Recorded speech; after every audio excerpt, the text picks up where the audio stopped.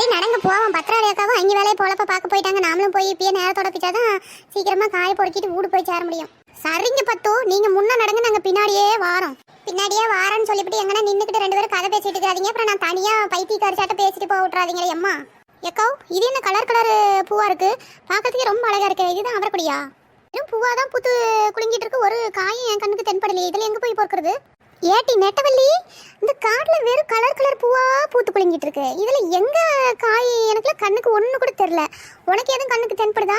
இந்த 10 மணி அக்கா பேச்சு கேட்டு வந்தம் பாரு. இந்த வெயில்ல மாங்குன்னு வந்ததுக்கு பூ மட்டும்தான் இருக்குது. ஏக்கா எங்க இருக்கு காய், காமிங்க. அட இப்பத்தாம்மா காய் வைக்க ஆரம்பிக்குது. நான் தான் அப்பவே சொன்னேன் அங்கொன்று இங்கொன்னாதான் இருக்கும், பார்த்து பொறுக்கணும்னு. அதுதான் நல்லா பிஞ்சு காய் நல்லா இருக்கும். வாங்க தேடி பிடிச்சி தான் பொறுக்கணும், ஒன்று ஒன்றா பொறுக்கி சேர்த்தணும். காய் பொறுக்கும் போது கால் கொடியில கிடியில மாட்டிக்காம பார்த்து எட்டி வச்சு நடங்க. நீங்க பாட்டுக்கு மேல பராக்கு பார்த்துக்கிட்டு நடந்தீங்கன்னா கீழே கொடியில மாட்டிக்கிட்டு பொத்துன்னு கீழே அப்புறம் உளுந்து எந்திரிச்சிட்டு இருக்க கூடாது. ஏன் 10 மணி அக்கா இம்புட்டு போதாரம் இருக்குது? எதனா பூச்சிப்புழு பாம்பு கிம்பு இருந்துச்சுன்னா எப்படி நம்மளுக்கு தெரியும்? அதெல்லாம் பாம்பு ஆள் நடமாட்டலாம் இருக்கிற இடத்துல இருக்காது. கேள்வி கேட்டுக்கிட்டே இருக்காதீங்க. ஆளாளுக்கு ஒரு இடமா பார்த்து பொறுக்குங்க சீக்கிரமா. உண்மையாவே ஒன்றும் இருக்காத 10 மணி அக்கா, இல்லை சும்மா எங்களுக்காண்டி இருக்காதுன்னு சொல்றீங்களா? அட இவளுங்க வேற. ஏமா போன வாரம் கூட ஒரு பாம்பு அந்த பொலி மேலே படுத்துக்கிட்டு தாமா இருந்துச்சு. அதெல்லாம் எங்க வேணாலும் தெரியும், நாம தான் பார்த்து பொறுமையா போகணும். சரி சொன்னா பயந்துக்கிடுவீங்களேன்னு சொன்னா இவளுங்க வேற நோண்டி கேள்வி கேட்டுக்கிட்டே இருப்பாங்க.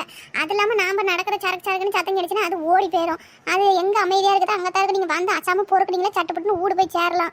நீங்க கேட்குற கேள்வியில பாம்பு பள்ளி எல்லாமே வந்துட மாட்டேங்குது. ஒடியாங்க மழை வாயை பொழுந்துட்டே நின்றுட்டு இருந்தா எப்படி? அந்த வாரம் வாட்டி வாயை பொழுந்துட்டே நின்றுட்டு கதை வாய்க்குள்ள பாம்பு கிம்பு பூந்துற போகுது. எப்பா வந்ததுலேருந்து பாம்புன்னு கேட்டு எனக்கு பயத்துலயே உச்சா வந்துட மாட்டேங்க. உச்சா வந்தான்னா கக்கா வந்தான்னா மூடிக்கிட்டு வந்து வாய காய பொறுக்கு. 4 முடி பாட்டா ரைமிங் வாயி காயி. நீ போய் பொறுக்கம்மா. சரியம்மா நீ ரொம்ப நீட்டாத. இந்த பொலியில எங்க காலை வைக்கிறது எங்க நடக்கிறதுனே ஒன்றும் கண்ணு தெரிய மாட்டேங்குது. நானே கண்ணு தெரியலன்னா கண்ணாடி போட்டுட்டு இருக்கேன்.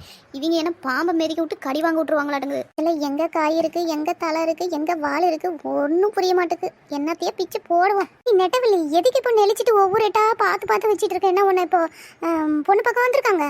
அட 4 முடி கிறுக்கு மெண்டல். பாம்பை எது மெதிச்சிட்டு பயத்தில் பார்த்து வச்சுட்டு இருக்க நீ வேற. இதுல எங்கன்னு நான் காயை பொறுக்குவேன்.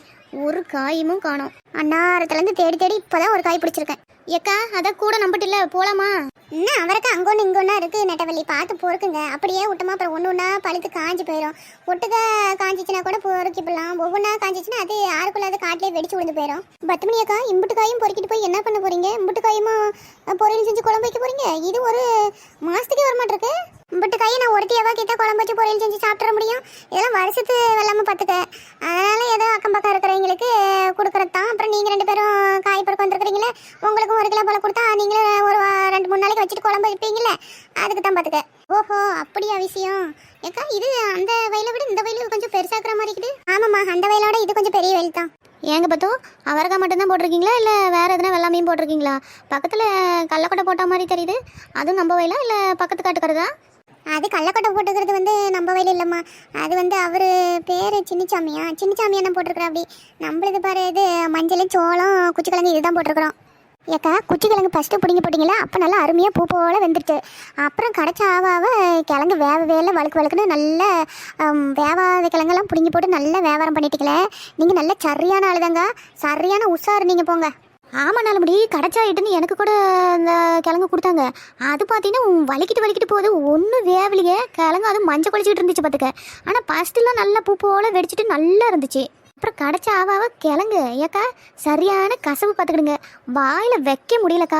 நாங்களும் சரி எப்படி நம்ம 10 மணி ஏக்கா வியாபாரத்துக்கு எடுக்கக்கூடாதுன்னு நாங்கள் படிக்க கம்முன்னு ஆறுக்கிட்டையும் சொல்லாமல் கேட்குறவங்கிட்டலாம் நல்லா தாங்குது, நல்லா வெந்து போயிடுச்சு, அதெல்லாம் கச்சப்பும் வரல இனிப்பு தான் வருதுன்னு பொய்யா சொல்லிட்டு தெரிஞ்சோம். இப்படி அநியாயம் பண்ணக்கூடாதுக்கா நீங்களும். அட அது ஒன்றும் இல்லை. 3 வயல் போட்டிருந்தோமா, 2 வயல் மோடம் கார்த்திகை மோடம் அது இதுன்னு மழை மோடத்துக்கு நல்ல கிழங்கு எல்லாம் வந்து வாங்கிட்டு போயிட்டாங்க. அப்புறம் கடைச்ச ஆவாவை பார்த்துக்கிட்டிங்கன்னா அது ஒன்றும் ஓட்டம் இல்லை. அந்த கடைச்சவன கிழங்கு தான் நம்மளுக்கு வேண்டியவங்க வேண்டாதவங்க சொந்தக்காரங்க இவங்களுக்கெல்லாம் அப்படியே யாசம் கொடுத்துட்டேன். அது போக மீதி இன்னும் கிடந்துச்சு. சரி 2 ஒருத்தர் அப்புறமும் வந்தாங்களா, அது வேவுது நல்லா தான் இருக்குது அப்படின்னு சொல்லி தான் வித்துவிட்டோம். அந்த ஒரு வயலில் நாம் என்னென்னு போய் வண்டி பிடிச்சி ஆள் வச்சு பிடுங்கணுமா, அதுக்கு கூலி கொடுத்து மாளாதம்மா. அப்புறம் நைட்டம் தான் இவ்வளோ கிழங்கையும் கையிலேயே பிடுங்கி போட்டு அப்புறம் அதில் போய் நைட்டம் ஆகி போயிடணும். மொத்தமாக அதுலேயே போடுற மாதிரி ஆகி போயிடும். என்ன பண்ண சொல்கிறீங்க?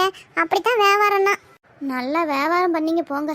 அப்பா குமிஞ்சிட்டேருந்து முதுகு பிடிச்சிக்கிச்சு கழுத்து புனியெல்லாம் விட்டு போயிட மாட்டேங்குது. நான் 4 முடி கழுத்து ஒரு பக்கமாக கோணிட்டு பேய்கி பிடிச்சிட்டா இந்த மொழி முழிச்சிட்டு இருக்க. அட போடி, நீ வேற குனிஞ்சு குனிஞ்சு முதுவெல்லாம் பிடிச்சிக்கிச்சு கழுத்து ஒரே வலியாக இருக்குது, நிமிந்து பார்க்க முடியல. ஏக்கா 10 மணி அக்கா, நீங்கள் 1 கிலோ காய் கொடுக்குறதும் போதும், எங்கள் உடம்பெல்லாம் பெண்டு வாங்கிட்டீங்க. இதுக்கு பேசாமல் காசு கொடுத்து கடையிலேயே வாங்கி தின்ட்டு போயிடலாம் மாட்டேங்குது. என்னடாப்பா இவ்வளோ கஷ்டப்பட்டு இந்த காயை திங்கணுமா?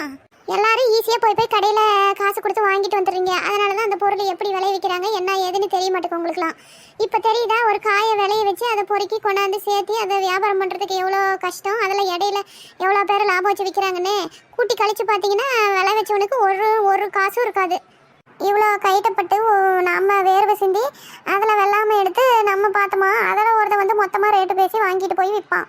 கிடைச்சா லாபம் பார்க்குறது என்னமோ அவன் தான்.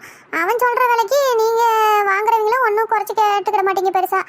அப்படியே கேட்டாலும் அவன் என்ன சொல்லுவான், இஷ்டம் இருந்தால் வாங்கிட்டு போங்கம்மா, இல்லாட்டி நடைய கட்டுங்கம்மா அப்படின்னுவான். நீங்களும் பதில் பேசாமல் அவன் சொல்கிற விலைக்கு வாங்கிட்டு போவீங்க. ஆமாம் பத்து, பின்ன அவங்ககிட்ட நாம் விலையை குறைச்சி கேட்டோமா, அவன் நான் அங்கே வாங்கிட்டு வந்து வாடகை கொடுத்து எடுத்துகிட்டு வந்தேன் அப்படி இப்படின்னு நம்ம கிட்ட சண்டைக்கு வந்துடுவான்.